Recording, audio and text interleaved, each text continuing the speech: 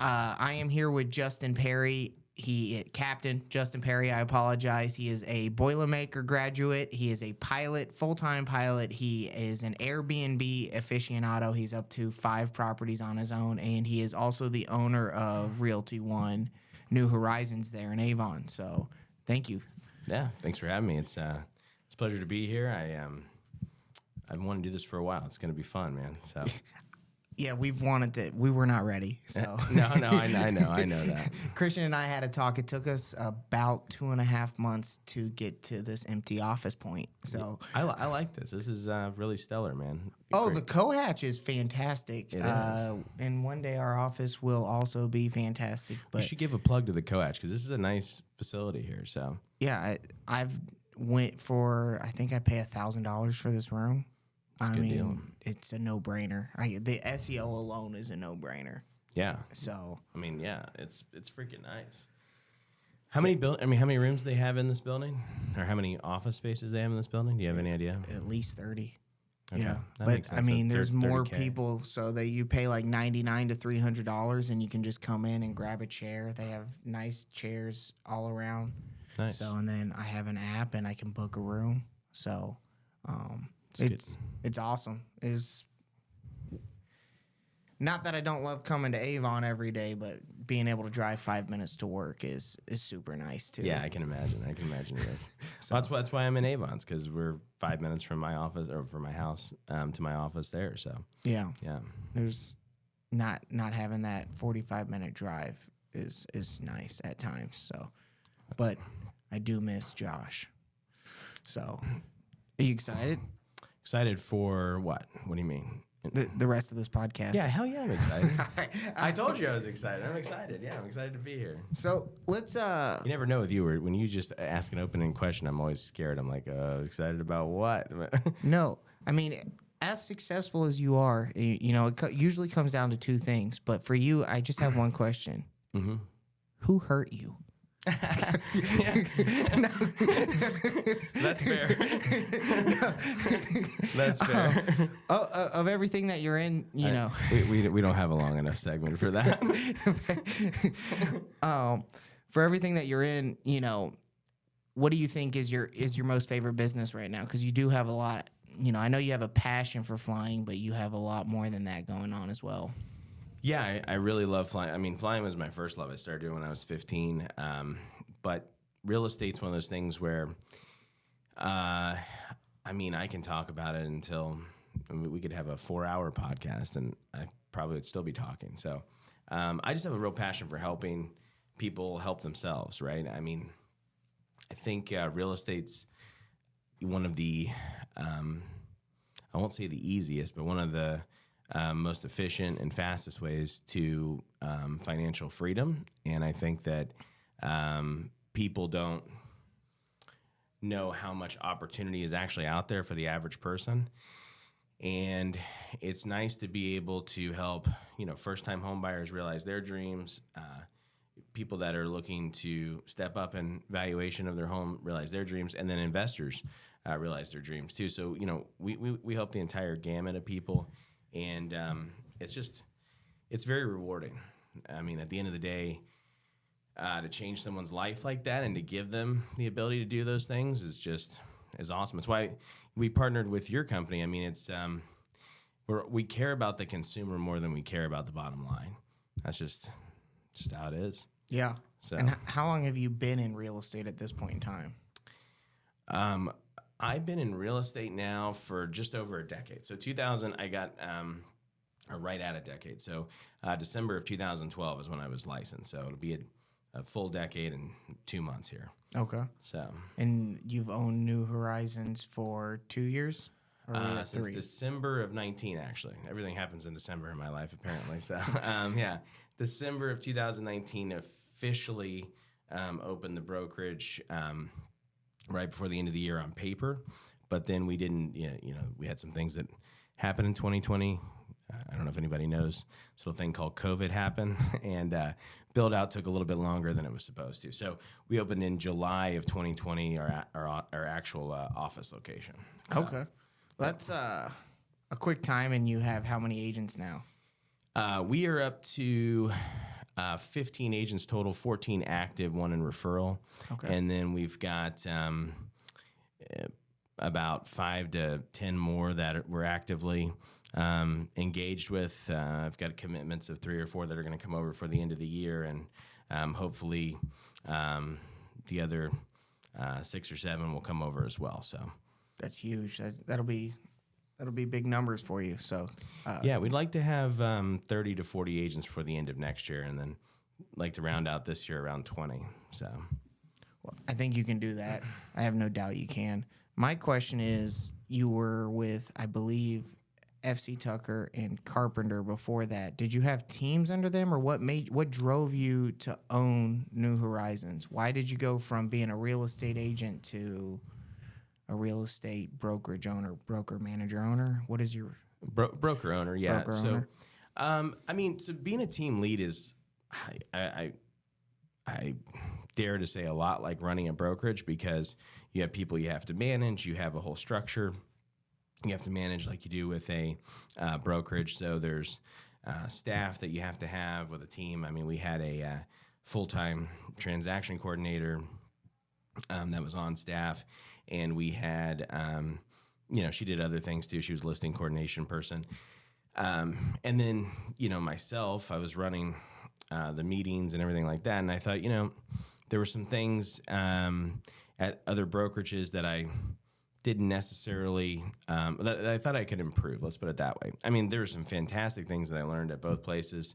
I wouldn't take anything away from either one of them. They're both fantastic brokerages. Just some things that I wanted personal control over. And, I think so the brokerage that I run, we put the agent first, making sure that the agent is the one who's supported, right? Because it's just like, I don't know if you've ever read the book Nuts before, but it's a book that the founder of Southwest wrote. And he basically said in the book that, putting the employees first and making sure that they're compensated well and that they love the work environment that they're in will then precipitate to making sure that your clients are well taken care of.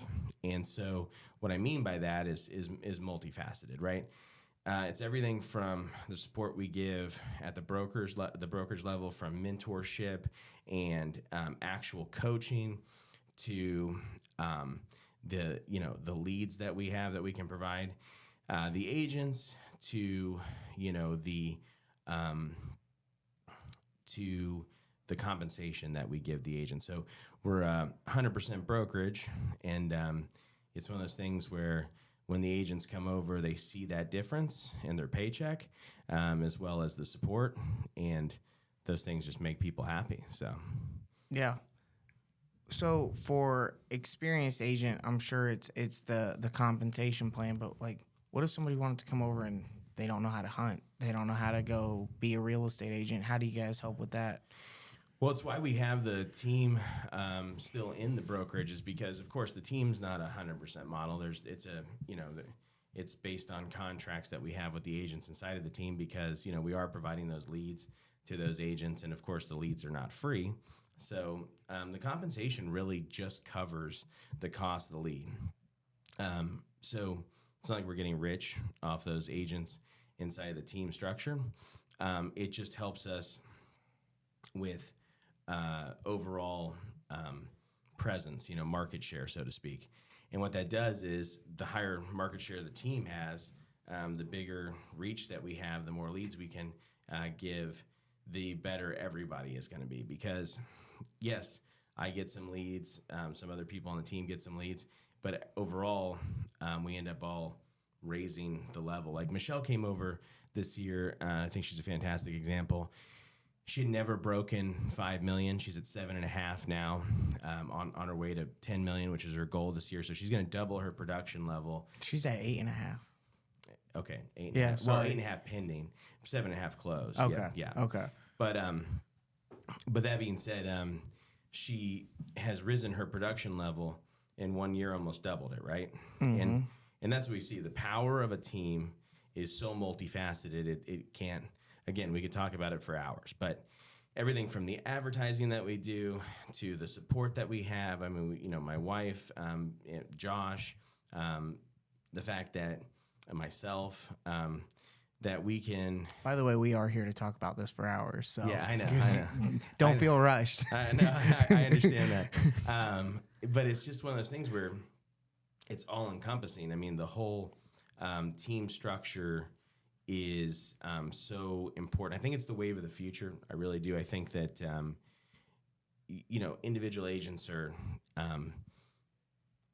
hard pressed to put up the same kind of structure that a team provides.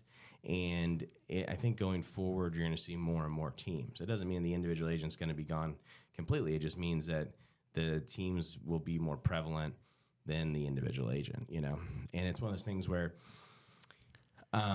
we support each individual agent so much inside of the team. If they need to take a vacation, if they need to, take care of their family that's sick, if they need to take care of themselves and they're sick, we're there to help them, run their business. But it's one of those things where I want people inside the team to know that pretty much every dollar that we spend, everything that we take as far as commission splits, pretty much all of it gets reinvested in the agent themselves and in growing our business structure.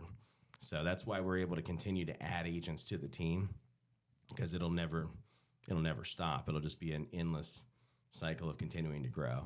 So same thing with the brokerage. I mean, the brokerage itself is a great place to come if you have a team like myself, or if you're an individual agent that's looking to grow a team, or if you're an individual agent that's just looking to go to the next level. I mean, it's one of those things where, I've done it. Like, come talk to someone who's done it, and we'll sit down, Josh and I, and we'll put a plan together for that agent, and we'll make sure they're successful in it. I mean, that's what our goal is.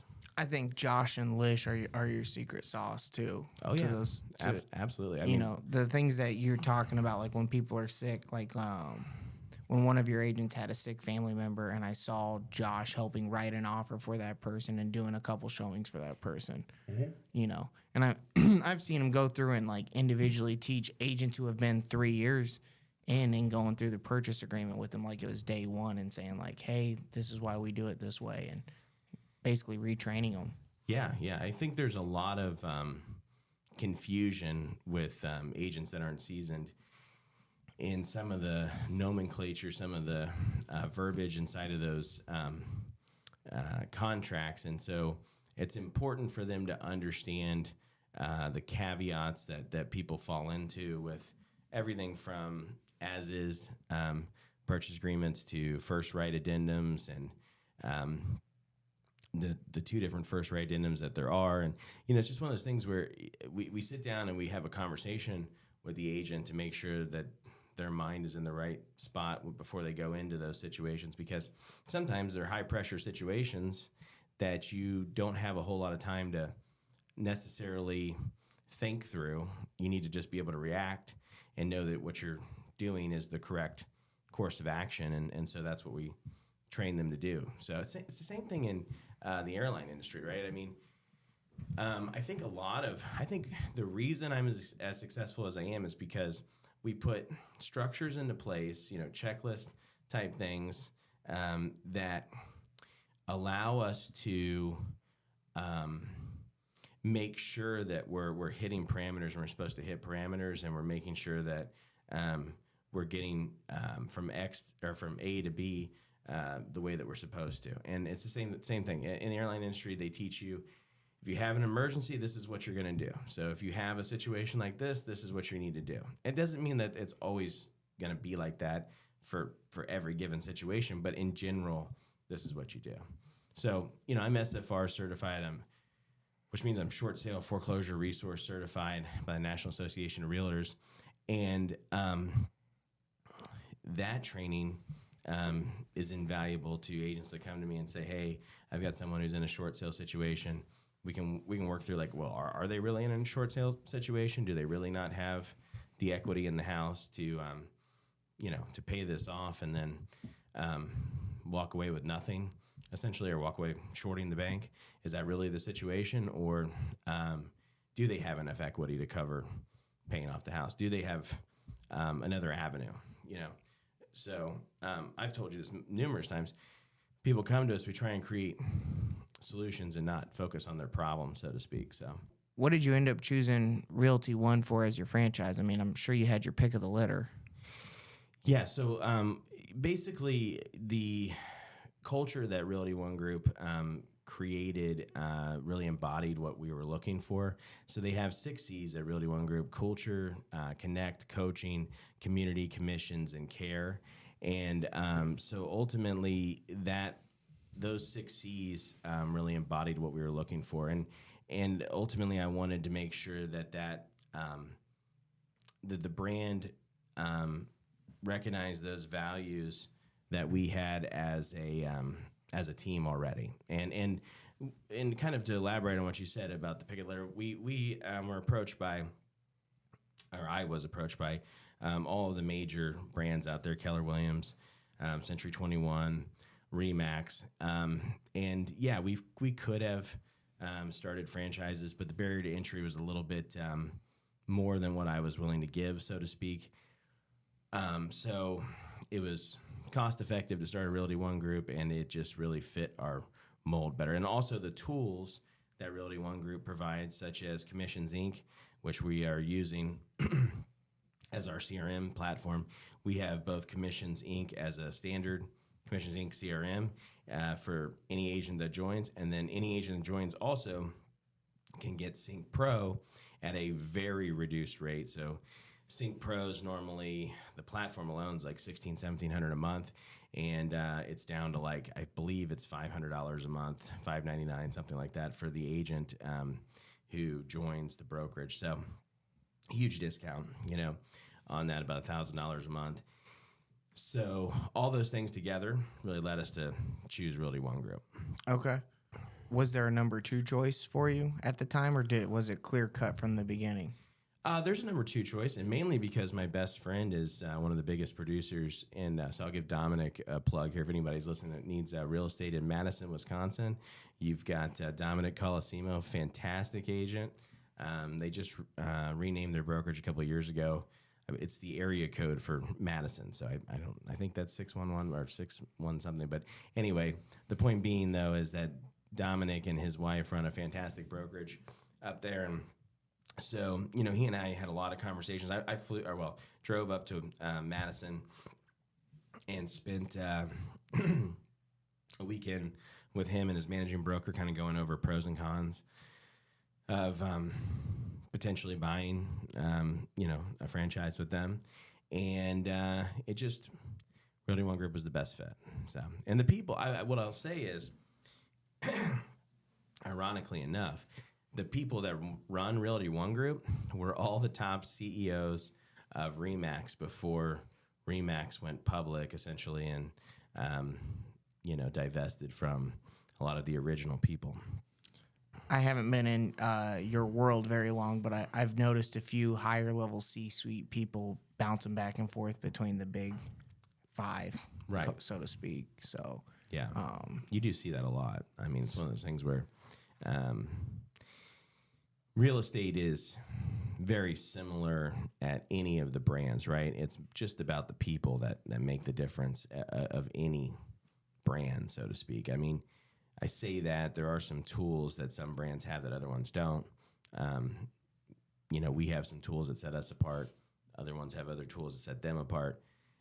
So everybody's unique in that aspect. However, in general, in real estate, it's very similar.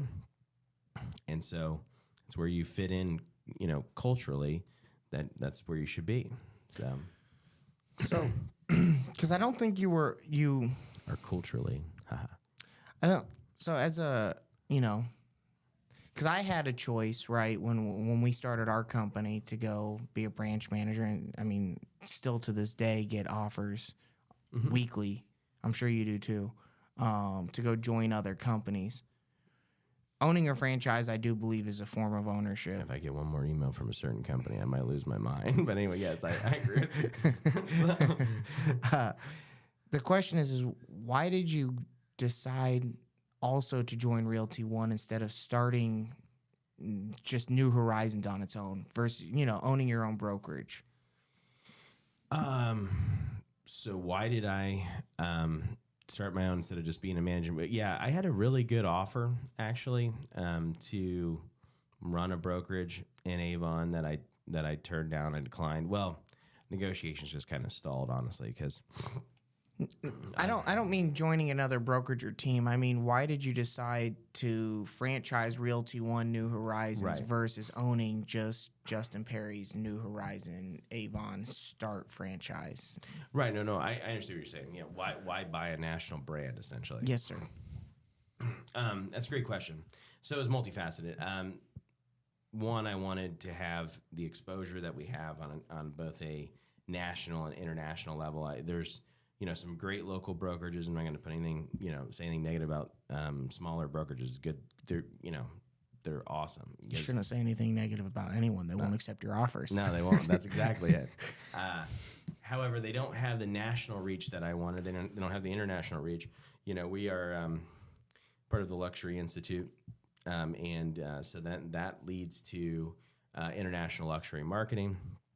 I just received an email today from a gentleman in Spain that is talking about how villas on the ocean over there become really affordable, which you might want to take a look at because it's a phenomenal deal. But we get information like that, and then vice versa. They get information from our listings here in Indiana that you wouldn't get otherwise. And so I always tell people too, because it's kind of a misnomer to say, oh, we advertise internationally. So we do, but we're not necessarily. We'd love to have buyers from any country that want to come over and buy a house. It's not necessarily that's the number one. That's really what we're focusing on. We're focusing on getting those homes into different languages so we can hit the most diverse buyer pool we possibly can. Because first of all, we should all be doing that as professionals anyway, because we should be striving to make sure that we're representing every, ethnic group, culturally, language, whatever, any different, group that you possibly can essentially hit. And so what it does is it translates those listings into different languages that the folks that are already living here speak, and then they go on those websites and can,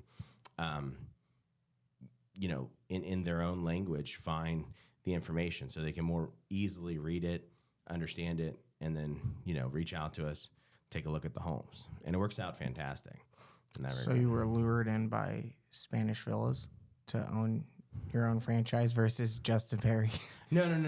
I mean it like, so I the reach that you have with the branding is what I'm trying to say. Okay. So the fact that you hit a bigger buyer pool, does that make sense?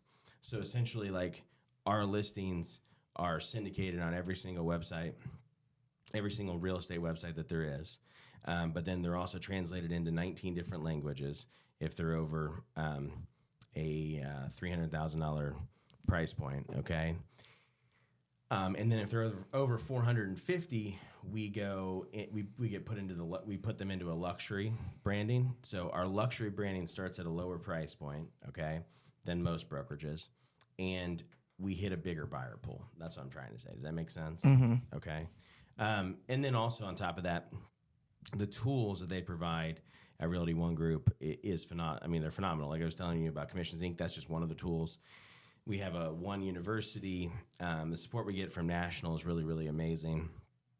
They're now teaching our new agents with Kathy Baker, basically, as she's running the training programs with her and Mark Pessin. Those two are running the training programs for new agents, essentially.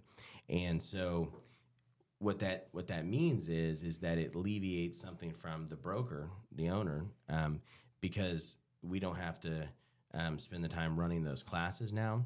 And they're always doing stuff like that to help alleviate time from the broker owner, because our time's limited. I mean, it's just there's only so much time in the day. And we want to be there supporting the agents throughout the transactions. it's hard to be running training classes, doing that all at the same time, right? Eventually, as we continue to grow, we'll hire even more people that will be able to help with that even more. But, got to get there first. So, Yeah. And that would be in conjunction with Josh also training us. right. So I mean, Josh too. is Josh is our full-time trainer. It's just one of those things where his time's limited in a day too, So just to make sure that I understand, one of the reasons you decided to own an established brand versus creating your own was to surmise processes and brand exposure. Yeah, brand exposure, the tools that they provide, the marketing itself, like the actual the logo, the feel of the brand, all those things, and plus brand awareness long term, right? I mean, as we continue to grow, the more Realty One groups there are, people are going to recognize that, nationally when they come here, and they're going to be like, oh, Realty One group, just like you say with any big brands out there, RE/MAX, you're like, oh, I know what RE/MAX is. I know what they stand for. I know I can trust their agents. And then you're going to walk in, and that trust is going to be inherent, as opposed to a smaller agency that they've never heard of, unless someone's referred them to that agency and they've told them great things about it, they don't know, you know what I mean?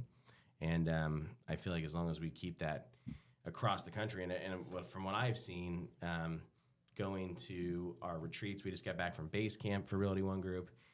The broker owners are amazing people, and that brand is very congruent across the country. They're all good people. They all do what they're supposed to do, and they all have a high level of morals and ethics, and it's great that trust is there naturally. So, Okay. yeah. No, it's a fair answer. I think brand is important because I think, should I ever decide to own a restaurant, I've already said I would go buy a franchise restaurant. I want to just open up Jim's Sandwich Shop. I would go buy a Subway or a Jimmy John's. So, well, yeah, because then you're buying a. It's like Kleenex, right? If someone asks for a tissue, a lot of times they'll ask for a Kleenex. Getting brand awareness to where your product becomes the brand, is what we're looking to do. That's really it long term. We want to be the one. As cliche as that is, that's true. We want to be the one. Like when people think, who do I trust the most? Realty One Group. That's what we're looking for. And just like when you order a Coke, you don't say, hey, can I have a soda? A lot of people say, hey, I'd like a Coke. And then when they ask you if Pepsi's okay, you're like, no, I don't like Pepsi. I would drink both. They're delicious. Yeah, okay. I don't like Pepsi. I'm a Coke guy. But anyway, so I digress. You know what I mean? Yeah, absolutely. So, what would you say right now to people who are buying a house? Well, I'd say a lot of things to people that are buying. Number one. Wait. What? I want to end there. I'm going to stop. Okay. I want to go into your, this year or is it last year? So you've owned Airbnbs for how many years now? Since 2020, we let's see, November of 2020, we bought our first one. Okay, and so I'm sure in the last 10 years, you've sold a bunch of investment homes to a bunch of investors, but now you actually are practicing what you preach, and you're an owner of at least 8 doors. Mm-hmm. How the Airbnb's going for you? Why did you take that jump? How did that happen? Well, yeah, we wanted to invest in a place that we loved personally, and that we were going to vacation to, and things of that nature. So, the Airbnbs were it was a multifaceted thing. So I got a friend of mine who calls me up, and he says, hey, have you ever thought about investing in Florida? And I was like, I thought about it, but I'd have to find all these things. I'd have to have a good property manager. I'd have to be in an area that I'd actually want to go vacation to, all these different things. And he says, well, what about Cape Coral, Florida? And I've been to Fort Myers quite a few times, never really spent a whole lot of time in Cape Coral, which is just across the bridge there. And I said, that would be yeah, that'd be awesome. Why do you have someone down there that is a good agent that's going to actually manage these properties that we can trust? And he says, yeah, I found this lady, and I said, okay, well, you know, you got to find the right price on a house, you know. And so anyway, long story short, everything worked out. Interest rates dropped at that time. We had the cash on hand to be able to reinvest in properties. And so we did it and took the leap of faith. And the first year we had I don't want to misquote this. I believe it was over 90%. I think it was 93%. It might have been 94% occupancy rate the first year. And just crushed it with our first Airbnb property. And so it was natural to then go find another one after a year had gone by. And so we bought the second one just over a year from the first one and got a great deal on it too. And it's killing it as well. Even though it doesn't have a roof, it's rented at this particular moment. So even with the hurricane, it's still being rented? Even with the hurricane, we're helping out people who didn't, that lost their homes, and and then also emergency workers that need places to stay down there. We're doing it at reduced rates right now, so that we're not taking advantage of the market. We're not gouging people. We're just breaking even essentially to help these people down there right now. So it's and somebody's like, "Hey, I'll take this house without a roof." Yeah, well, I mean, it's got a tarp on it now, but there's no roof. I mean, I say there's no roof. I mean, there's part of a roof left, but the majority of the roof is gone. Is it still raining like dogs out there? Like, how bad would that be in the rain? Well, I mean, it's tarp, so it's tarped and sealed and everything. So there's no. No, I get that, but I was talking about the noise hitting it. Oh yeah, it probably sounds awful, but I mean, it's better than being homeless right now. So, I mean, people are driving 2.5 hours to find places to stay. So we just opened the house up and said, hey, if you guys can deal with the tarp right now, we'd love to help you out. I mean, it's not a charity. I can't do it for free right now, but we're doing it at a reduced rate, just trying to help people out down there. So yeah.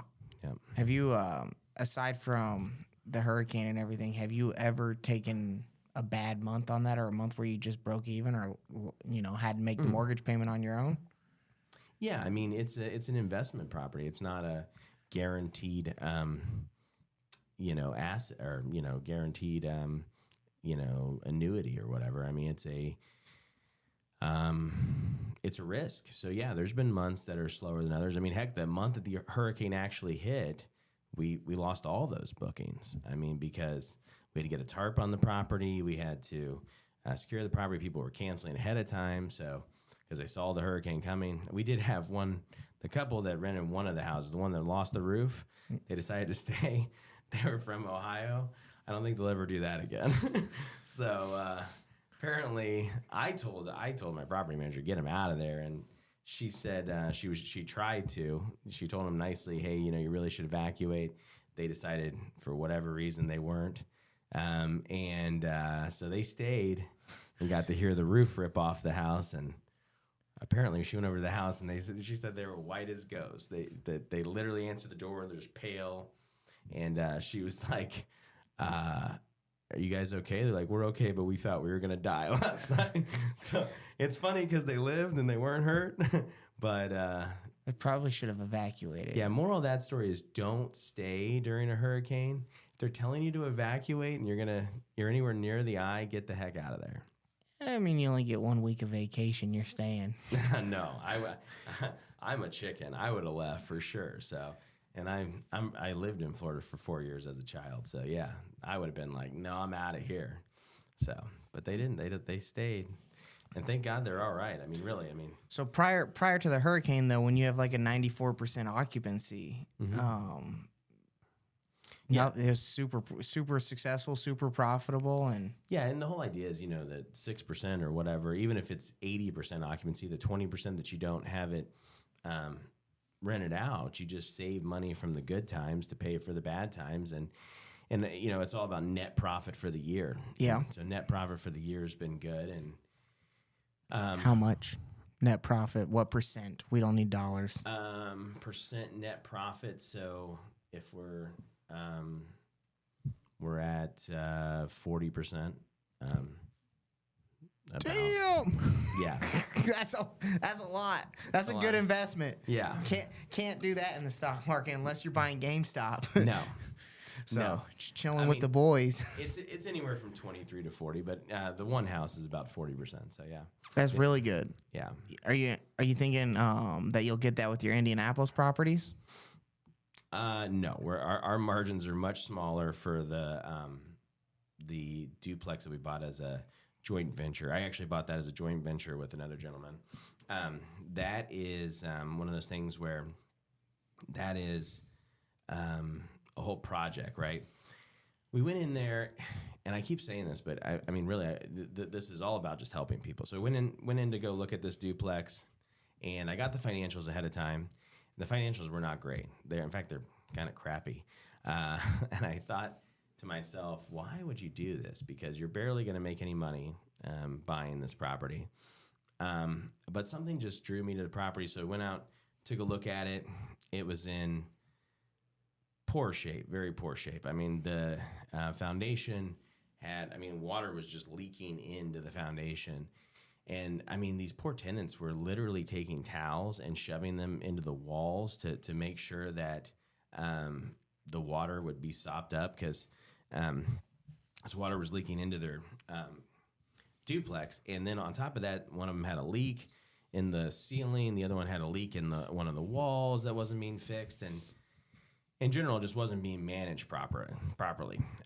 Whether that's the owner or that was the property management company, I'm not here to talk about that. But what I will say is, I told him, if we take this over, I promise we're going to fix these things and make it right. And so that's a long-term project for us. We need to. First we're doing $20,000 worth of renovations to the property right now. Once those renovations are done, the value will increase from what we purchased it for. But then beyond that, one of the units had been poorly renovated. Yeah, it had been renovated, but not renovated the way we would have liked to renovate it. So we're going to end up renovating both units, one more than the other, of course. One of them hadn't been renovated at all. And, long term, that's going to increase the rent. However, I believe that tenants would rather pay a little bit more and live in good conditions than pay less and live in barely habitable conditions. So, that's what we're doing right now. That's a long-term project for us. So, but we'll get the rent rolls to where they should be. And then in the meantime, we'll fix up the property and make sure that the tenants are happy, so that they'll be happy to hopefully, pay a little bit more for the investment that we made, going forward. You think that that owning those two different, revenue streams allows you to speak with investor clients a little bit better when they're coming into the market? Yeah, I think it allows me to understand their mindset better too, because it's hard to get into the mind of an investor if you've never done it before. It's just like being a homeowner.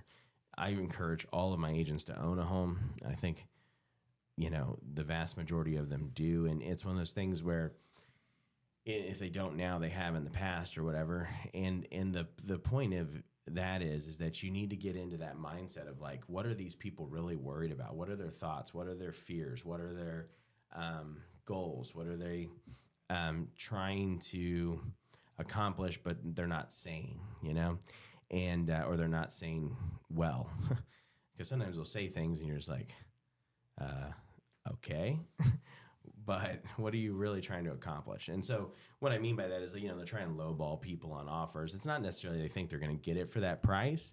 They just don't. They want to have a negotiation about price, or they want to have a negotiation about terms, or whatever the case may be. And ARV is really important too, after repair value.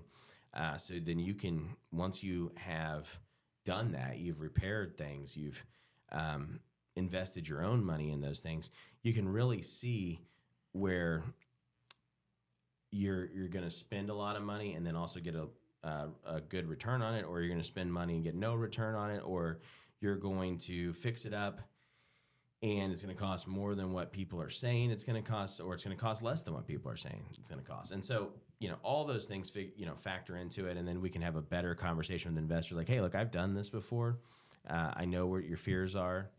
here's what we did to, here's a solution that we came up with, and let me help you. Yeah. I'm sure it gives you good relationships with local contractors too, because I always find that investors are usually out of state. It's out of state money that comes in, at least the investors I work with. And so I'm sure, you having the plug on construction is a good thing. Yeah. I mean, long term, we have a general contractor that we use that is very reliable for us, as well as we have a lot of other industry, trade professions within the industry that we have at our disposal, so to speak.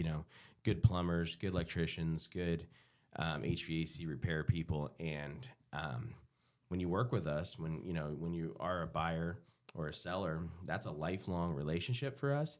And so if you call me, 5 years from now and you need a plumber, I'm going to put you in touch with the best guy that I possibly know, because it's important that our clients are taken care of even after the transaction's done. This isn't just about, getting a commission and saying good luck. It's about a total, lifetime relationship with these folks and helping them forever. Yeah. So, okay. So if you're a first-time home buyer in this market, or just a home buyer in general, maybe not an investor because they're usually savvy to the rates and everything like that, what would you tell a home buyer right now? Somebody who wants to buy their first or second or third home? So what I would say to a home buyer right now would be that don't let fear, don't let the media be what drives you to make a decision or to not make a decision. Everybody has goals and plans and, budgets they need to stay in. So call me, reach out to me. Let me put you in touch with, a top-notch lender yourself. Okay. It's offensive. But I mean, and you're a fantastic lender. You're not the right lender for everybody, though. You're just not. I mean, there's some people that are looking for commercial loans that you don't do. There's some people that are looking for land. I'm not offended. I was joking. I know. But it's one of those things where let me put together what's right for you and put you in touch with the right professional for them, and put the right plan together. And maybe it is the right time to buy. Maybe it's not. I mean, maybe the market's priced them out. And if that's the case, then when the market's right, we'll get them in the market then. But I think that they need to look at the full picture, because they're able to negotiate right now, and that wasn't a reality 9-10 months ago. You can try and negotiate. I could write offers till I was blue in the face.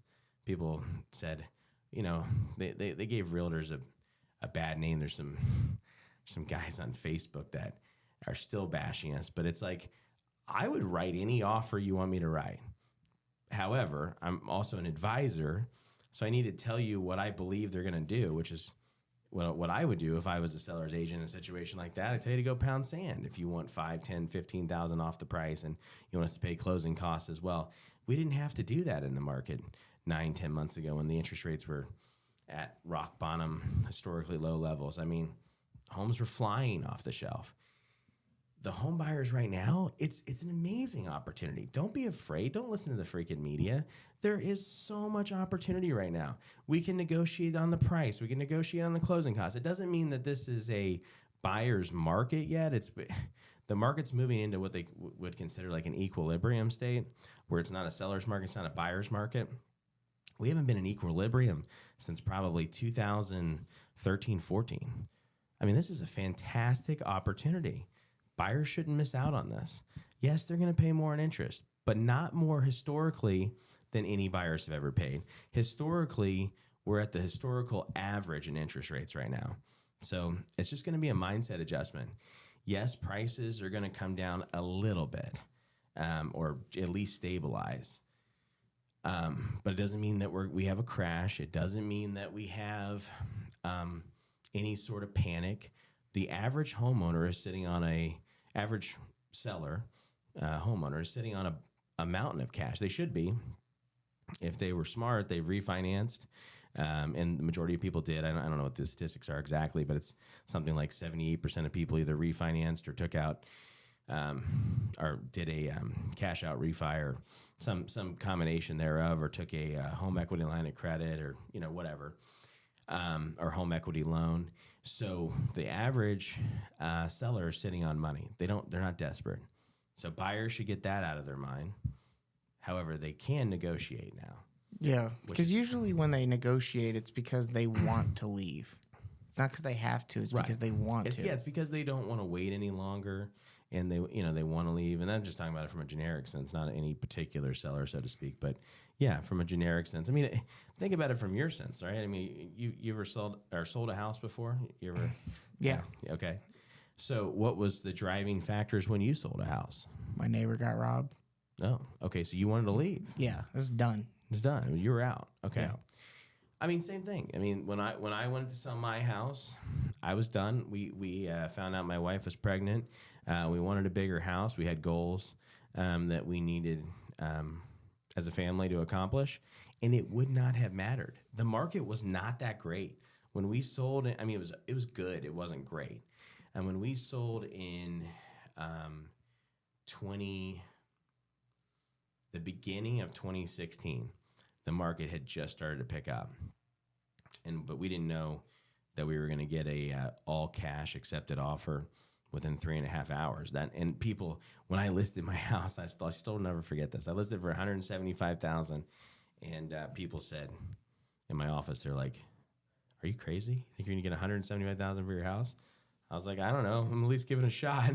We'll see what happens. And we got a $175,000 cash offer. Didn't even have to have an appraisal. Thank goodness, because I'm not 100% sure it would have appraised for that back then. Now it's worth exponentially more than what we sold it for. I don't know exactly. I'd have to sit down and look at it, but it's worth well over $200,000. Anyway, and so my point being is people are looking to sell in any market, and buyers should be looking to buy in any market. Let us help put a plan together that'll take advantage of the market for you, okay? Because professionals, the reason you need a real estate agent isn't because the reason you need us is because we can tell you what you should or shouldn't be doing in any market environment, right? We've been there, we've seen it. The seasoned agents like myself have seen everything from a super down market in 2013. I mean, it was just starting to recover. To, I mean, gangbusters last year. I mean, you know what happened last year. It was insanity last year. It was a great time. It was a good time for seasoned veterans to get, to not only nurture their real estate network, but to show how they're getting offers accepted. I think that you could really see agents that were struggling because they didn't know how to negotiate or didn't have the tutelage on how to get deals done, and then agents who would, like, there's a guarantee Justin Perrey brings me a pre-approval, that person's getting a house, and I have several agents like that I work with that were doing that. But somebody else might give me one and be like, this is gonna be tough market for you to get this, but here you go. That's right. Good luck. So yeah, well, and I think you said it best. You told people, hey, I know you already have an agent, and I want to respect that relationship. It's what I always tell people. I want to respect that relationship, and ultimately, if you're not getting the service that you think you should be getting, then feel free to reach out to us. As long as you don't have some exclusive agency agreement or something of that nature, then you have to work with that person. You know what I mean? So same thing. We encourage the agent. If someone calls us and says, hey, I'm not liking my agent or whatever, it's like, well, first of all, I want to encourage that relationship. Tell me what's going on since you reached out to me. And then do you have an exclusive agency agreement with that agent? And, if they say they don't, and it really is that they're getting bad service, then, maybe we help them. It all depends. I tell them they've got to break up nicely with that agent first before we're ever going to I'm not even going to get into the gray area of impropriety, so to speak. Yeah, it's in that market, I could see it being the agent more than in this market. Mm-hmm. Just, I got a buddy, Terry, who would always get deals done just like you would, but his comment to me was, people don't know how to get the other side on the phone, Jim. That's the problem. I know how to get them on the phone, and I never, that just in my brain when I was watching, I had one buddy who I still don't know if he owns a house yet, but I know that I wrote 4 or 5 pre-approvals for him, and really never had a conversation with his real estate agent, and I'm pretty sure he did not get a house in that market. Sure. Yeah, and I'm not going to sit here and say that we have, 100% success rate. There was one client in particular that I know of that didn't get a house, and it was mainly because he just didn't listen to us. So what I'm saying is as long as the client will listen to us and help us, he doesn't have to say he has 100% success rate. I can say it. Every pre-approval you gave me turned into somebody getting a house. I understand. Well, we had that one client that you pre-approved. Josh was the one who was running him around, but he ended up not getting a house only because he didn't make the right offer soon enough, and then the market priced him out.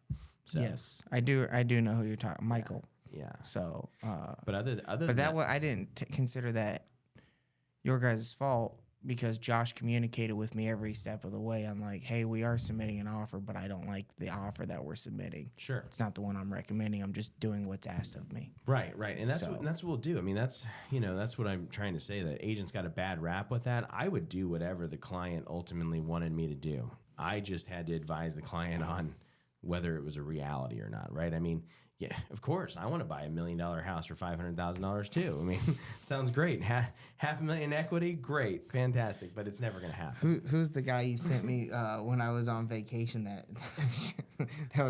that put an offer in with 7 listing agents? Yeah. Oh yeah. With that strategy. Yeah, that's right. And somebody came straight to me as a listing agent and somebody bit the bullet. Yeah, somebody did it. So I mean, there's always going to be somebody who's desperate, but that doesn't mean that's not the right way to look at it. Yeah, this not the right thing to do always. So no, it's not. What advice would you give to somebody, like, as a business owner, to somebody who wants to start their own business? I would say do it. I would say that the only thing holding you back, if you really want to do it, is your own mind. It's just like golf, right? That's probably why I like golf so much. It's like the only thing in golf that's really holding you back is 6 inches right between your ears. And I'll never forget, my dad said that when I was a kid, and I thought, no, it's because I'm not naturally gifted like a lot of people are. But it's not necessarily true. I mean, a lot of real estate is about understanding. I mean, a lot of homeowner or business ownership in general is about. So if they want to start a real estate company, or if they want to start whatever, it doesn't matter. It's about understanding what you're doing, like, and then really understanding your why. Like I say this with my agents all the time. You've got to get in touch with what your why is. And I know that sounds cliche, but it's not. And it's one of those things where you need to sit down and really do some self-evaluation as to why you're doing what you do. Are you doing it because you want to get rich? Because if you're doing it because you want to get rich, I can promise you right now, you're not going to get rich. If you're doing it because you actually care and want to make a change and a difference, that's where you need to start. And then you need to look at, what is going to be your thing that sets you apart in the marketplace. Is it going to be because you care more than others? Is it going to be because you go above and beyond? You provide a certain level of service that other people don't provide? Is it because you have a product that is going to stand out above the competition's product? What is it? And then whatever that is, whatever the why, whatever you figure out your why is, then you go out there and you accentuate that why until you're blue in the face. You just talk about it all the time. I mean, my why is that I want to help people. I truly want to help people. And like, it's not just about... I know you don't need the money, especially after that union raise. So. Yeah. Well, yeah, it's not about the money. I don't do this to get rich. In fact, honestly, I made quite a bit of money in real estate. However, I would have made arguably just as much if I would have, flown every day that I worked instead, or if I would have gone into some other industry, So it's just one of those things where I want to help people. Like it's about changing their lives, and it's about making everyone better. Just the agent, the client, the process. When I got into this industry, it was so broken. I mean, 2012 really, 28 to 2012 really broke a lot of people. Like, the processes broke down. Agents were just looking to make money because they were somewhat desperate because they hadn't made money in a long time. You know what I mean? Mm-hmm. And at least the agent I dealt with was, and a lot of agents I had to deal with then were, and I just thought, there's a more ethical way to do things. We need to be as transparent as we possibly can be. We need to over disclose on houses. Like I disclose to a fault probably in some aspects because I want whoever's buying that house to have as much information as they possibly can about that house, because we're not here to hide anything. Like we're here to sell the home for what the home's worth. If the home needs thousands of dollars in repairs, then we'll price it so that it will sell with thousands of dollars in repairs. You don't have to do the repairs if you don't want to as a seller. But you have to be realistic on where you're going to price it so that it'll sell with those repairs needing to be done. And if you want to do the repairs, then we'll do a cost-effective approach to how you can get the repairs done and then sell it for that top dollar. And having being in your office and being around you so much, the way that you coach your team is with passion and going to help people. But one of the things that you do so well and so differently is you don't really discount your services, No. and I asked you why, and I gave you reasons. We've had this talk in length, but my question, one of the things you said to me, and I hope you remember it and you say it as profoundly as you did when we were in your office, why don't you discount your services, and how is it that you can go into a listing appointment or a for sale by owner appointment and articulate yourself so well that you can show value in collecting a 3 or 4% commission? That's a great question, and it's multifaceted. And what I'll say is this. There's a difference between the product you get at Neiman Marcus as compared to Walmart. There's a difference in the product you get at Ruth Chris as opposed to, Texas Roadhouse. There's a reason that people pay for quality. And so we're not your discount brokerage. We don't want to discount our commissions just to get a deal done. I'm just talking about my brokerage in particular. Yeah, you're okay. So, and that being said, the reason we can charge that higher rate is because it's all encompassing. Like when we go through a listing presentation, I show the people the services that we're giving them. We have home staging that's included in our commission rate. We have top quality pictures, videos. We have the overall marketing strategy that other people don't have for going global with the home over 300,000 and putting you in a luxury portfolio over 450. And in general, the last thing is we negotiate really, really well. It's one of those things where we do everything we can to communicate with the other side, and ultimately, if I say no deals die on my side of the table, so we're good with talking with the clients and making sure they understand what the pros and cons are to either countering or accepting an offer, and at the end of it, we have a huge success rate with getting over 100% for list price, original list price. And so for me, that's what matters. We're not a discount brokerage where we take less than 100% of list price. We do everything we can to keep that number as high as possible. And for the last 2 years, we've been averaging well over 100%. And we are striving to continue that even in a down market right now. So, or a down market compared to what it's been the last 2 years. But it's kind of unfair to compare this market to the last 2 years because this is just an average market that's correcting itself. it's not really a down market. So I don't want to say down market because it's not true. Just down from the last 2 years. So, and we met a year and a half ago at this point in time. The when you say you list over 100%, that's how you're able to go into these listings and show, hey, this is how much you're going to pay me, but this is historically how much I've made people over. Yeah, it's all about the net. So the homeowners need to focus on what the net is.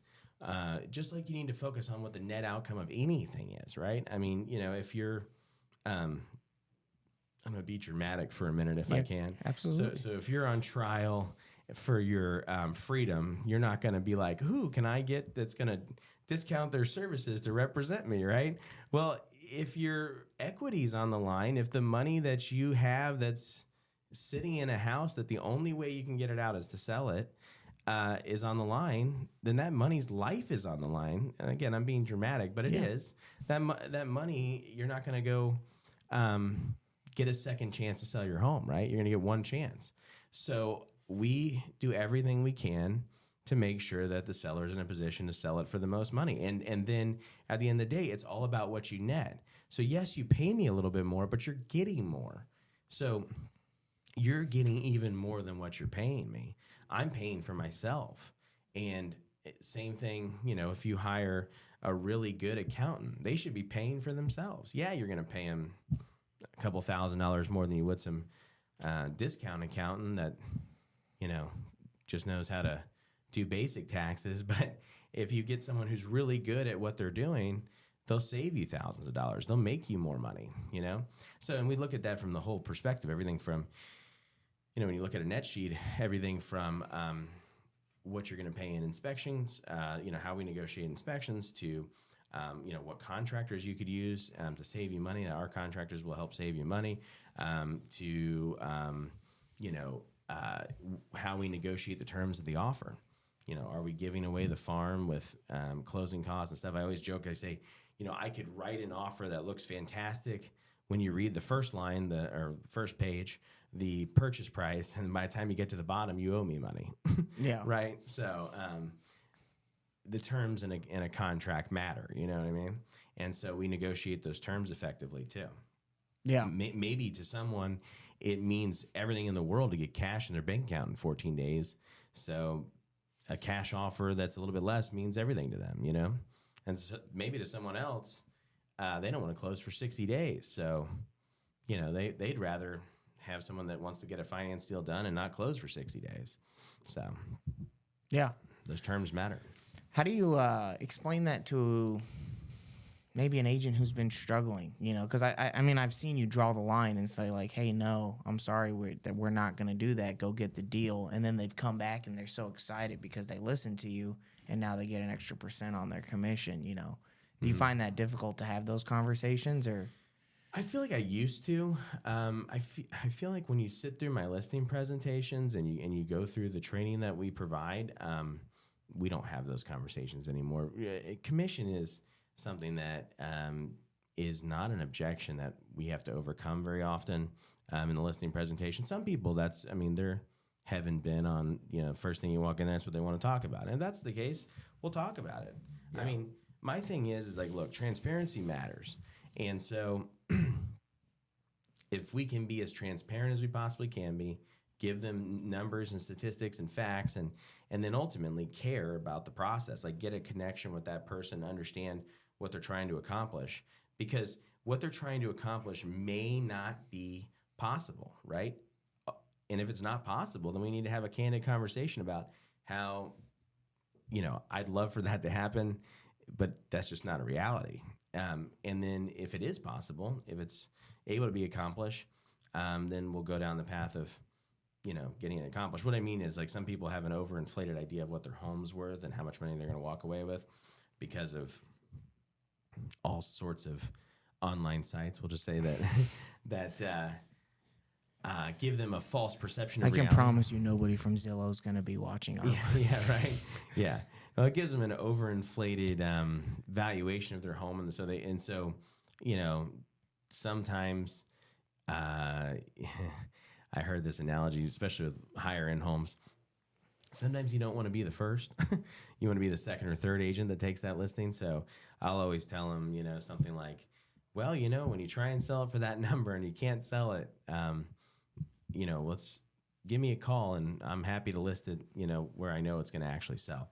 The thing is, if people will start with a good broker that knows how to evaluate a home, start at the price that they recommend, we have a really good track record of just getting it sold. So you'll end up making more money. The longer a home sits on the market, the less money you're going to return out of that investment, out of that home. And people should look at their homes when they're going to sell. Once they've made the decision, like, hey, you know what, I'm done, I'm selling this house, it should then become an inanimate object that is just about getting the most money out of it and moving on. I know that's different for the buyer. Obviously, the buyer's got to buy that house and live there. So it should be multifaceted with the buyer. And I always tell buyers this. I say, we're going to sit down, we're going to put a plan together for you to buy a home. And then at the end of this, you're going to have to make an emotional decision. So I'm going to help you with making sure you're making the right financial decision. The lender's going to help you with the running the numbers, and you're going to tell me what you want to do, and we're going to make sure we go out and look at homes that fit that criteria, and then at the end, we're going to negotiate a deal that matches what you're trying to accomplish. But then at the end of the day, you're going to have to make an emotional decision to live there, which is why I can send you homes until I'm blue in the face that I think you should go see, but you've got to look through them and tell me, oh, I like this one, I don't like that one. It's an active process. It's a two-way street. Mm-hmm. So in this market, how do you think you're going to differentiate your listings so that you don't get held up in a 60, 90 day, other than listing it? I'm not a real estate agent, so you can correct me if I'm wrong. So Sure. Listing it correctly, listing it at the right price, important. Staging it is important. Mm-hmm. What else can you do if I want to sell my house and conditions going to be important in this market. So anything that's a project for the consumer, we should try and overcome, unless we're just going to take a much bigger discount on the property, and we can have that conversation with the seller. But I mean, from like a marketing, so if I wanted to sell my house, what is it Justin Perrey's bringing me to the table? So two things. One, we should go all out on the marketing. So video, like all of those things matter. Videos, good pictures, the 3D tours, all the things that you can possibly have that help drive people to your property, for them to look at it, and then for them ultimately to or schedule an appointment and come out and see it. And that's number one. Number two, to make sure that you're doing some little marketing thing as far as like, making the consumer feel like they're getting something they're not getting at a different listing. Maybe that is giving them some closing costs. Maybe that's a home warranty on the house to begin with. Maybe it's both.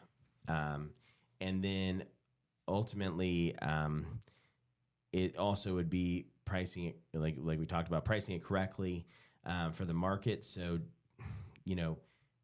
everyone's focused on this top number that we've just hit recently. The market's starting to come down just a tiny bit. It's not going to crash again, but it's going to come down a tiny bit. All right. So let's look at pricing where it's probably leveling off at right now. And the good news is, if you're buying another house, but the majority of people are, you're going to get to take advantage of that on the other side. So don't look at it as you're losing money on the sell side. Look at it as you're gaining an advantage on the buy side. And you're going to have some time to actually find a home you really like. There's going to be more homes to actually choose from. You don't have to live in the one home there is on the market, So, right? I mean, that's a big deal to me. I mean, it's how annoying was that forever? It was like one of those things where I thought, oh my gosh, if I was a home buyer right now, I'd be pissed too. There's like 2 houses that match your criteria. Well, you want to see the 2 houses that hopefully you like one of them, because if not. Well, that was a stat that I had heard somebody say was like, and during the pandemic, 80% of people were disappointed overall in their transaction. Sure, probably because they only bought the one house that fit their needs essentially. They bought because they, not necessarily their dream home, but the one that was available. Right, right. And I think that's what's so great right now. Like if you're looking to move up in a house, like You can take your time. You can get first right offers accepted. Those builders are sweating. Yeah. So. Well, the builders that screwed our commission over are really sweating right now because there's a lot of agents that are not happy about what transpired. Yeah. And so it's interesting. Like going forward, I think karma's a real thing. Actually, I know it is, and people in general should just be careful because it's, markets when you're making money hand over fist, you got to still be ethical. And that's what we really, I told my agents, I said, I don't want any kind of funny business going on in this market. There's no, we're going to do everything above board as much as we possibly can. We're going to strive to be at the highest level of excellence because I don't even want the hint of impropriety. So we're going to do what we're supposed to do. And that's something we tell them every day from day one when they walk through that door. It's like there's ethical ways to do things, there's unethical ways to do things, and we're going to do what's right, what's ethical. No, so, I would argue that you were very good with paperwork. Well, thanks. Very annoyingly good with paperwork. So I remember like our first month together, we were talking about a document, and I can't even remember what document it was, but you're like, hey, no, Jimmy, this is the way we have to do it. Here's why, and that was a stupid idea. And I was like, all right, man. So. Yeah. Well, we had an offer not too long ago. The guy signed the as-is addendum and then marked reserve the right for inspections. Well, you can't have both. You get to negotiate one or the other, right? And so I sent him back a counter clearing that up, and he's like, I don't know why you're so anal retentive about this paperwork. And I thought, because you're supposed to be. I mean, like that's part of your job. You're supposed to know what the contracts, say, what they mean, what you're negotiating for the seller, and so it matters, Yeah. So I mean, I've seen a deal where an HOA, somebody not sending HOA documents in time, allowed somebody to get earnest money back that when they wanted to pull out. Yeah. So every one of the contingencies matter. Yeah. Which is why we hire a full-time transaction coordinator to do it because it's one of those things where to make sure that those parameters are met in that timely order because, I've got a lot going on. And so ultimately it's not that I want to forget or would forget, but if I have someone that allows me not that I can't forget, that's huge, Miss Coffee, she's the best. She's awesome. Yeah. Lisa's amazing. So, so Christian yesterday had a meeting with me and he said, Jimmy, we need segments. And I thought all night about it and I didn't come up with any of them except for this one, which is, Christian, what do you got? What do you want to ask him? Do you have a mic? Is your mic live? It's live. It's just not on right now. I don't have any questions. This is super embarrassing. Oh, That's okay. Wah, wah, wah. this the failed segment. Oh, come on. You got to have a question. I'll let you. I'll come back. I have a question. All right, here we go. Right, let's go, Christian. Let's go. Put me on the hot seat. Ask me a hard question. All right, Justin. What was your biggest failure about starting your own business? My biggest failure, I think, and most expensive failure. I'd like to compound on that. I think my biggest failure in life is my biggest failure in the brokerage, which is twofold. It's one, trusting people to a fault because I have a natural ability to think that people can't do something that's wrong, so to speak, and two, not being as acutely aware that certain things are going on, meaning that like I don't micromanage people. We don't need names, but this isn't an interview. I don't need your strength to be a weakness. I want the details. Sure. Well, I mean, so it's it's one of those things where I just think that well, give us the story, bro. I don't think I'm at liberty to discuss it necessarily. So, but let's put it this way. Because I'll use some It's like putting a lawyer and on a hot seat. I'm not going to answer a question like verbatim of what someone did. But what I will say is this: in general, finding out that things were done that were not correct. So, in particular, I had an agent who wanted to do some shady things. And I found out about it after the fact, and we got it corrected, and everything's fine. But I feel like, and that person's no longer with us, but I feel like it was one of those things where my failure as a leader was not being more aware of it. You know what I mean? How can you be aware of everything? You can't be. Like it's impossible for me to be at every place at every time. So it just should have been one of those things where I should have caught it sooner, and so going forward, we have things in place to make sure that happens, So that's super vague, but that's the answer. Okay. So somebody failed you, somebody who, because I always think, when we hire people or we allow people to come into our company or our family, right? Our work family, that there is an element of trust that they're going to do the right thing. And so I automatically assume that 99% of the time, now we have checks and balances in place, but I could definitely get taken advantage of. I mean, I have been. Right. So. Well, no, and I have been too. And it's like one of those things where I was like, damn, that was creative. I didn't see that coming. So, it was just basically a way of screwing the brokerage out of commission. And,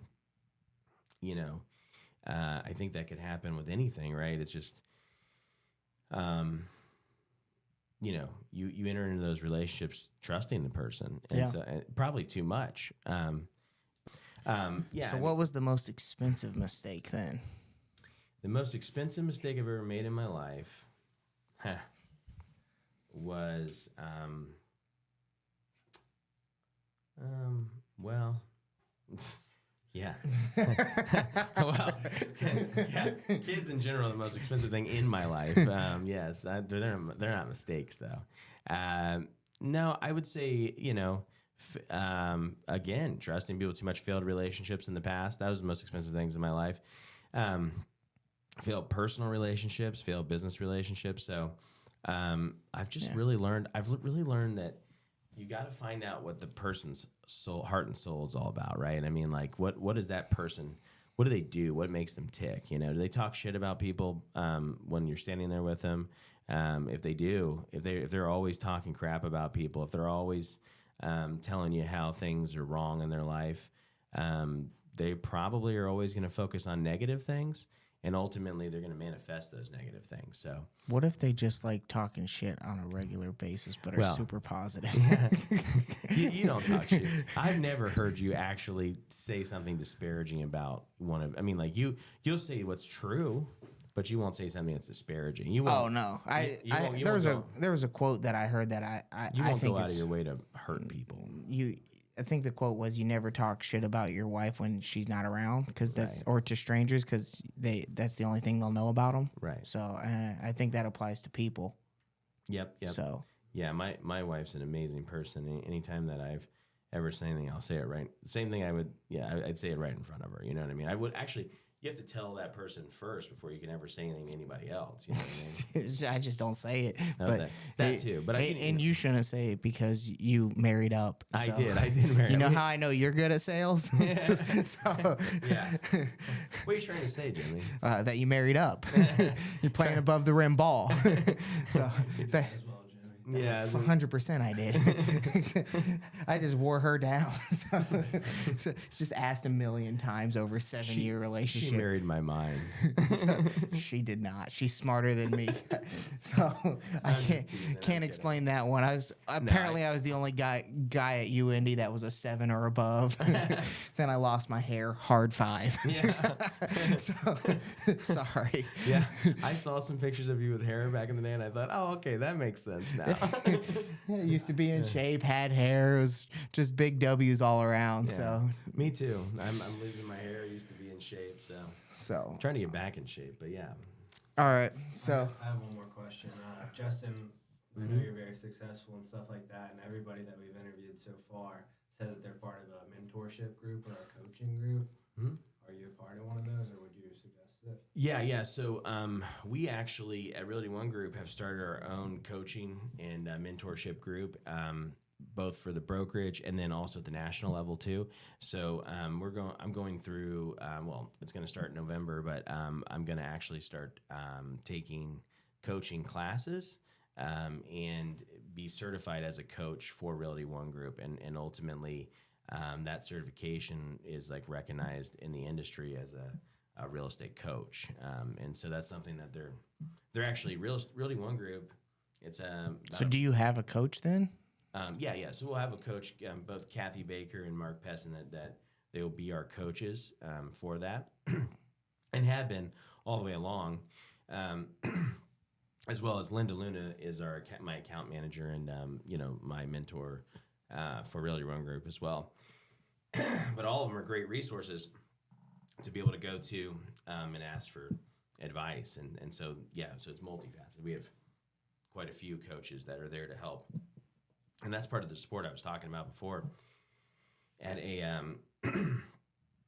at a national level, they give us support, and then we then can give that support to those agents in our office. So there's a whole program for that. Yeah. I had a mentor years ago with FC Tucker as well that helped me. I had quite a few people along the way that really influenced my real estate career.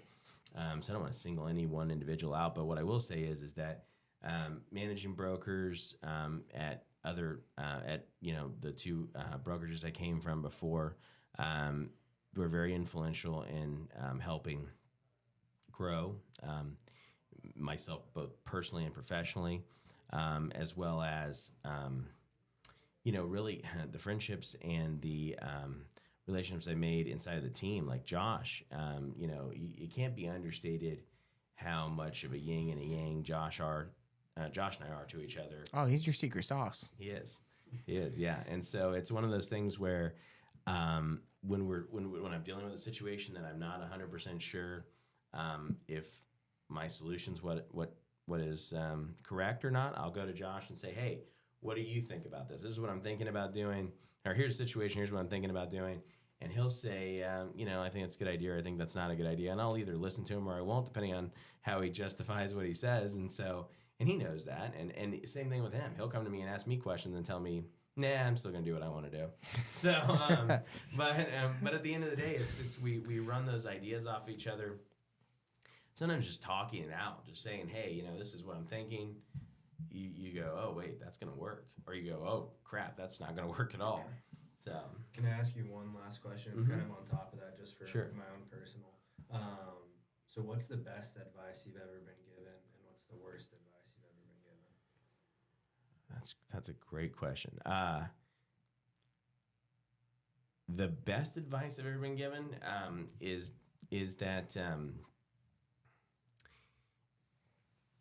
the only regret you're ever going to have in life is the opportunities that you didn't go out and try and conquer, right? What I mean by that is that, like, if you go to a cemetery, right, there's all these people that are in that cemetery that had a dash in between the day they were born, the day they died, and that most of them, majority of them, never realized their full potential because they never tried. And so you're not going to, if you fail at something, the best thing you can possibly do is learn from that failure and then correct it, and moving forward, turn into something that's a positive, right? So what I mean by that, so the whole encompassing thing is like this person told me, just go out there and do what you're trying to do. I mean, just go accomplish what you want to accomplish, or at least try. Like, go try. Like, don't be afraid of failure, essentially. And so the worst advice I've ever gotten is just listening to the naysayers, right? I mean, like, there's a lot of negative people in this world. If you let negative people influence your decisions, especially in business, you're never going to get anywhere. Like, it's one of those things where you can't listen to someone who's never done it, right? So I think that this is another piece of advice I had from someone. They said, don't ever take advice from someone that you wouldn't come to. Don't ever take criticism for someone you wouldn't come to for advice. So I think that's profound, right? I've also heard, don't take financial advice from broke people. That too. Yeah. don't tell me about how you're living your best life with yeah. No, I think that advice is solid. We've actually Christian was here yesterday when it happened, but I've had 3 or 4 people this week reach out to me and tell me they're starting their own businesses. That's wonderful. Yeah, that's awesome. I feel like we need more. Somebody asked me, like somebody was sending me their logo this morning on the way in. It was like, hey, what do you think about this? And we need more small business. Here's the thing. Everyone wants to look at real estate like there's only so much of a pie and like, oh, you're infringing on my market territory. That's such BS. Here's the long and short of it. There's so many people that need help, and there's so many people that need whatever that person's probably trying to accomplish. If you put a good product in a market, it's gonna sell, right? And so it's just a matter of waiting out the storms. Like there's gonna be ups, there's gonna be downs, there's gonna be. It doesn't even have to be a good product. If you put a product out there and market it correctly, it's gonna sell. Right. And it's got to fulfill a need, right? And so it's got to. I mean, that's what you got to do. But in fulfilling that need, you have to understand that there's going to be some people are going to be like early adapters and like, oh, I want this, or I can understand what their goal is, and other people are going to be like, is that guy really genuine in his approach? Is he genuine to what he's saying? Does what he's doing really going to work? I'm going to stand by and wait and see what happens, right? Yeah. And so you got to understand it's going to ebb and flow, and then once you start to pick up momentum, you start to pick up traction. It's just going to become easier. I promise you it's going to get better. It's just like what they're saying, like with this whole, and I want to say a couple of different things, but we haven't talked about charity. We haven't talked about giving and stuff, but I want to end with that because I think it's really important. And I've got some, one charity in mind in particular that we support that is near and dear to my heart. But what I was going to say though is it's just like,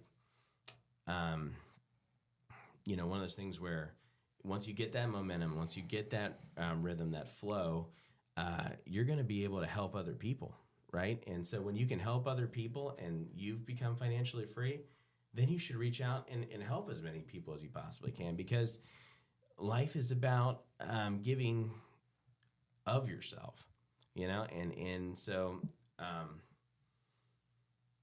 help that next person get up. I mean, what you said is true. It's awesome. I mean, I want to do that more. I can't wait to see. Like one guy's starting a food truck. Another guy was talking about starting a retail arbitrage type business. He hasn't really ironed that out yet, but I was like, you guys call me for lunch, tell me all your ideas. I'm here for it. So this was the best decision I've ever made, hands down. I mean, how many times have you heard me tell loan officers to start their own company? Several times. Always. It's just easily the best decision. So you wanted to talk about charity? Yeah, I want to talk about charity. So there's a charity that's near and dear to my heart. And so I told you before, it's all about the why in anything that you do. So this charity, the reason why we want to support this charity is because kind of exactly what you're saying. Like, I get emotional when I talk about kids because they're the one group of people that don't necessarily get a say in what's going on, And so the charity that we supports Isaiah 117, and what it does is kids that are in bad home situations, when DCS comes and takes them away, they either end up at the police station for a given time, and then in a DCS office with no foster place to go for anywhere from 24, 72 to 96 hours before somebody comes and picks them up. And that is probably, if you were to ask a child, one of the most traumatic events in their lives. And so what Isaiah 117 does is it works as that halfway house to be able to house those children and give them, temporarily what they need until they can be placed in foster care. So it's a pretty phenomenal thing. They're building one right now down in Morgan County, which would be right at the border of Mooresville and Hendricks County. And it'll be the one that encompasses Hendricks County as well. And Isaiah 117 is it's a verse in the Bible, and essentially it just talks about orphans and children, and how we should take care of those. Do you know the verse by chance by heart? I do not know it by heart. Look it up, Christian. Yeah, let's look it up. If you don't mind. You said Isaiah 117. Mm-hmm. Isaiah 117. And so how do we give to this charity? So you can go onto their website. I believe it's Isaiah117.com, but let me plug that in real fast and see. Isaiah 117.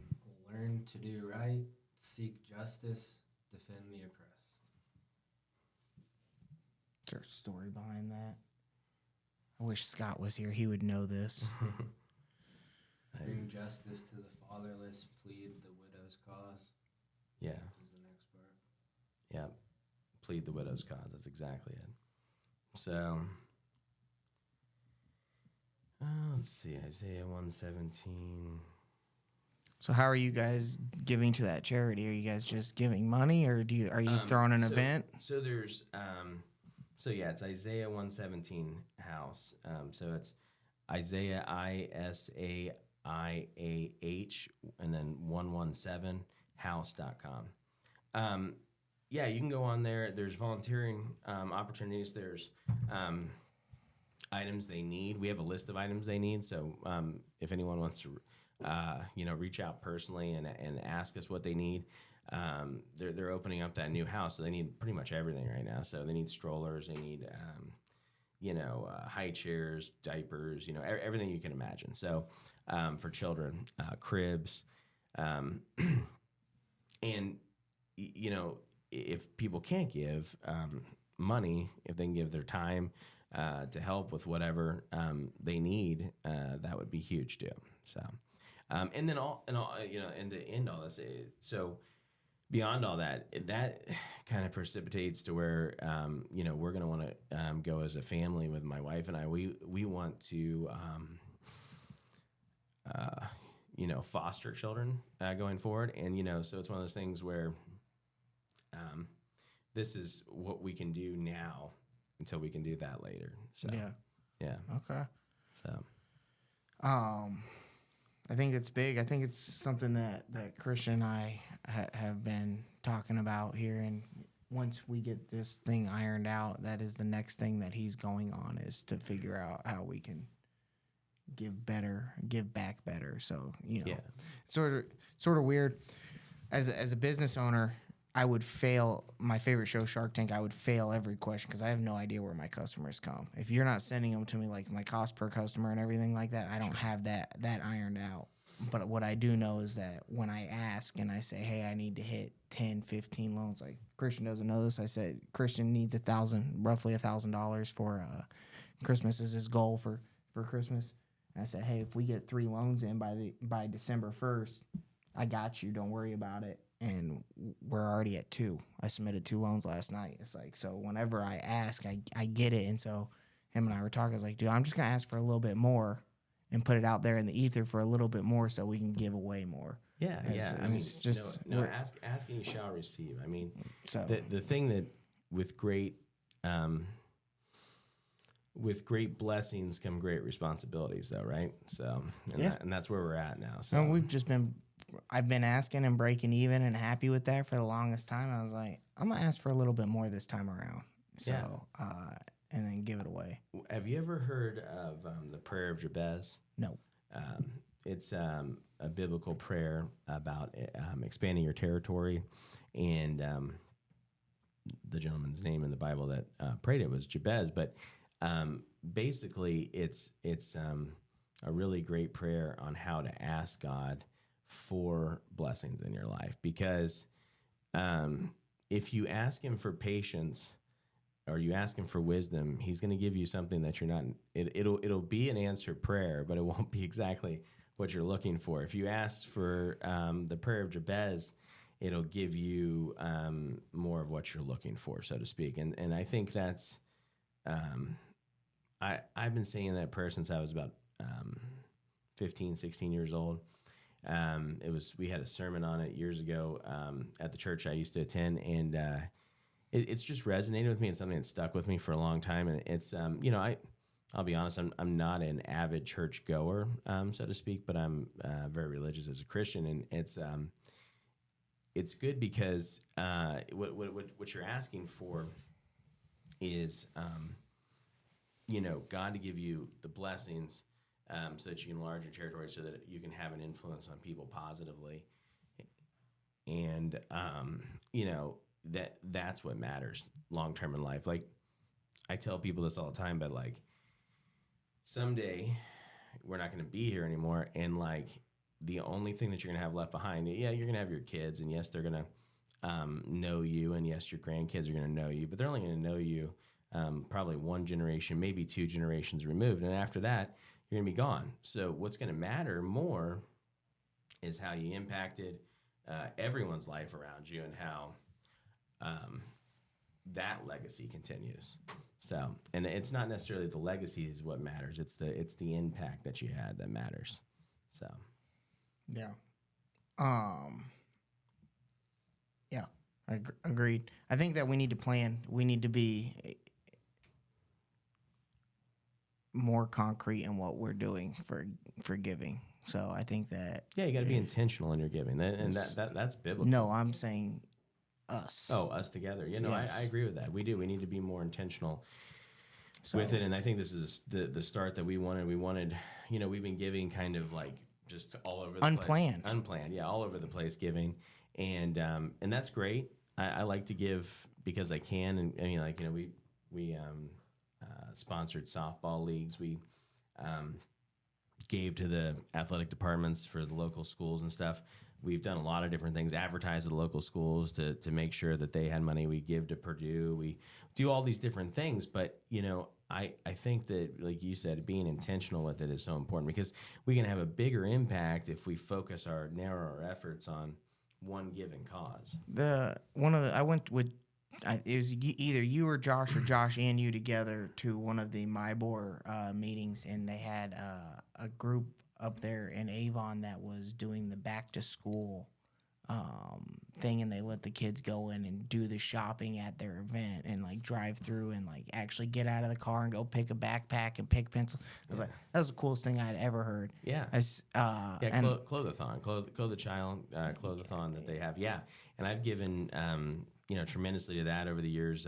This is the first year I didn't give to that because we're going to focus on Isaiah 1:17. But yes, because you hate children. No, no, not because of that reason. No, because we want to narrow our efforts, and we think that Isaiah 1:17 is one of those things where it's going to have a really big impact on. It sounds like that's where your family's going, in the direction that your family's headed. Yeah.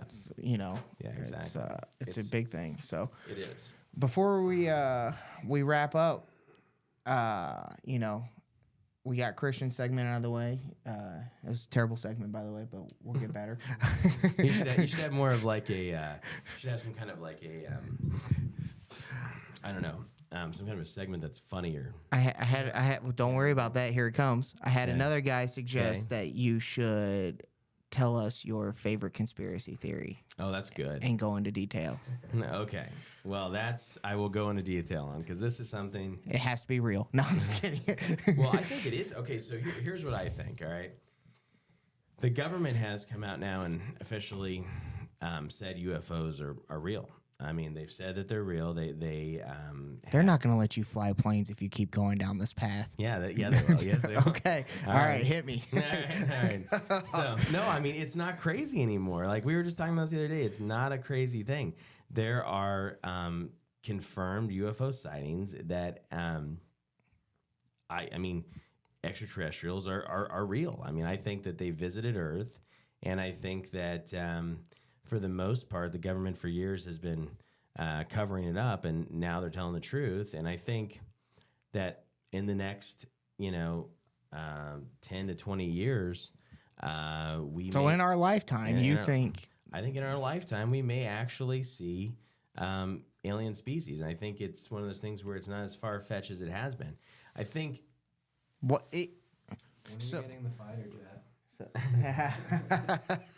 So hypothetically, what do you think changes culturally 10 to 20 years from now where a mass alien presence or identification or some type of press release, however it's going to happen, would be more culturally acceptable than it would be now?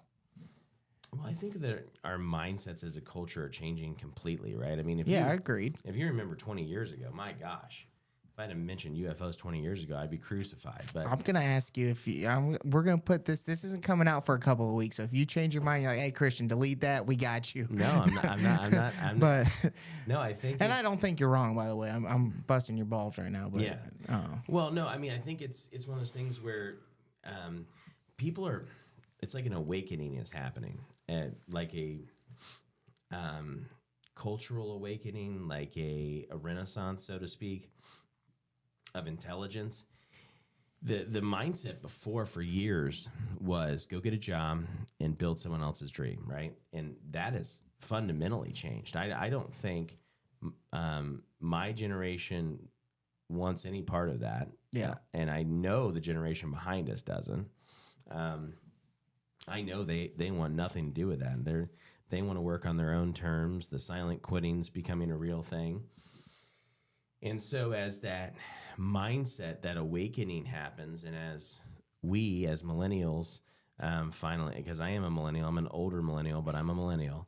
And as we take over and start actually running this country, because we're doing that now, I believe that those people, when they get into power, will be just like I am. They want real change. And I don't mean that from like a Democratic or a Republican standpoint. Like, this is not about politics. It's about doing what's right. Like, people need to stop polarizing themselves with politics and start focusing on what's right and what's wrong. I don't give a crap if the candidate is a Democrat or Republican necessarily. I care more about what they stand for, what they believe in, what they voted for. Are they true to what they say?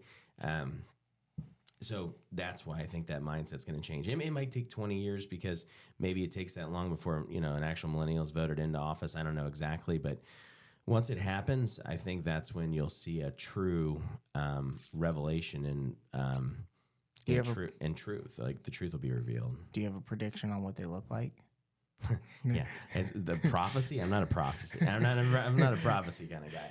I'm just telling you. I think where the catalyst we're moving towards is more and more transparency in this world. Is what I'm trying to say. Okay. So whatever is out there that's also people think is true or not true, and there's some hint of truth to it, I think we'll have more of an awakening on that too as time moves on. My buddy Chris, our first podcastee, would agree with you. He's 100% on board. So with what UFOs, aliens. He went to Egypt. He's like, there's no way. So well, I mean, they still can't figure it out. I mean, unless those blocks levitated somehow, how did they move? I mean, you can't. Today we don't even have the technology to do that. So that precisely, and so. What's it? It was aliens, yeah. So I believe it was a higher life form that we're not. I mean, they found elongated skulls in I think it was in Peru, and I mean, there's a lot of different things that point to the fact that we have been visited by and maybe even interbred with an alien life form. You know, octopuses are not from this planet. You can look that up. Yeah, they should not exist. Christian. An octopus is an alien life form. He's looking that up. Yeah. I saw it's 2015 or 2014 is when the radars changed on aircrafts, and that's why we are able to spot these floating surfaces that are, drone-like in the way that they're flying, non-human-like in the way that they're flying in their trajectory, but it's because of an update in radars in 2014, 2015. Yeah, you have military people that have attested under oath that they saw UFOs. So, I mean, I don't think you're going to have an officer in the military. I've got a lot of buddies that are in the military that are high-ranking officers that would not lie about something like that. I mean, there's just no. What do you have to gain by lying by something like that? You have nothing to gain. Those guys make quite a bit of money, and they have nothing to gain. Have you seen the air traffic control videos of like the flying objects going across? Oh yeah, and, like, their commentary is like, you know, we work here every single day, and we never have ever seen anything close to this. It's like, I don't think it's anything to gain, right? So it'd be like. It would be like me trying to talk about rocket science, right? Like, or how to make a rocket fly. Sure. I can't do it. I can't explain it, so I'm just not going to talk about it. So it's like I think that's, and I know it's something that they saw, so it's a little bit different. But just because I see Elon Musk launch a rocket in Florida doesn't mean I'm going to try and talk about how he did it or explain it. Sure. And that's maybe what I go to those specific videos. Do I think you're wrong? No.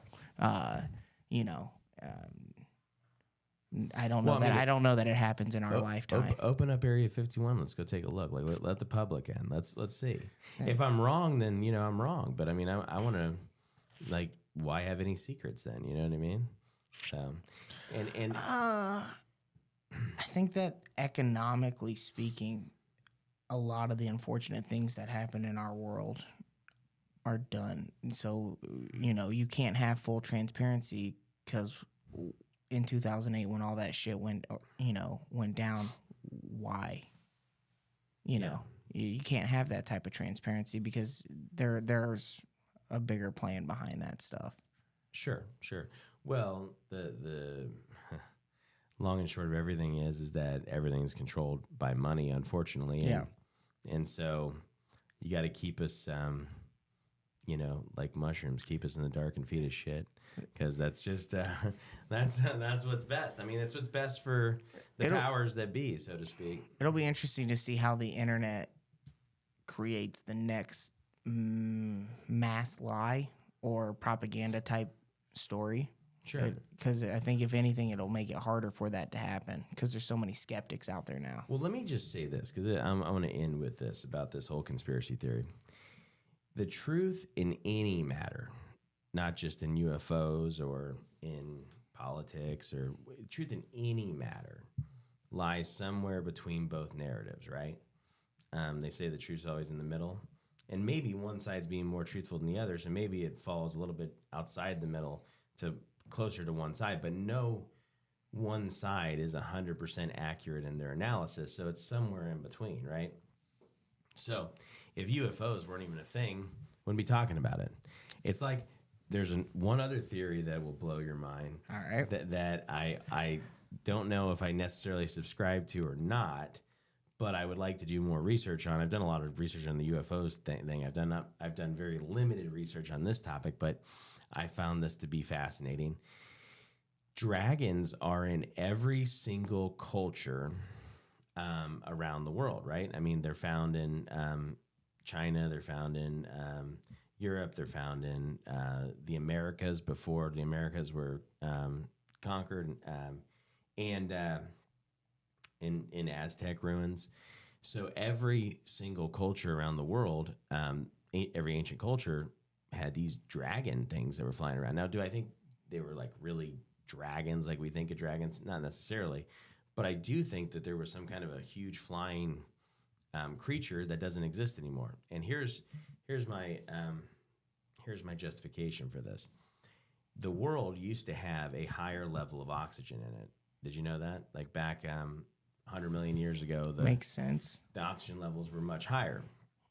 So it supported bigger life forms, okay? Like the megalodon that was in the ocean. It supported dinosaurs, you know, these huge things that we know that were real. I mean, the pterodactyl was gigantic, right? So what if there was just some prehistoric flying, maybe it was a pterodactyl, maybe it was something like that, of that nature, that lived a lot longer than we thought it did. You know what I mean? And so that's what I think dragons are.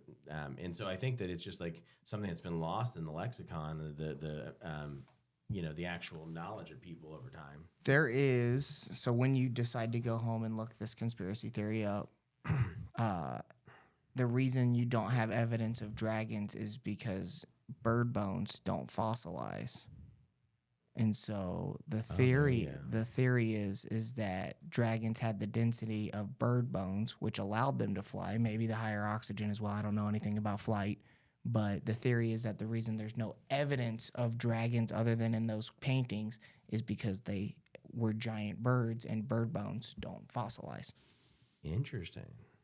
That is what I heard. You guys are. We're on to something. Now we are on to something. You guys are welcome for that. Yeah, you're I welcome. like conspiracy theories, so Me too. I had recently heard that one. I think it came from Joe Deep state. Rogan. So, Deep but state. yeah, Well, thanks for coming on, Justin. Yeah. Yeah, man. Appreciate it. dude, was that fun? That was a lot of fun, man. That was a lot of fun. I love this.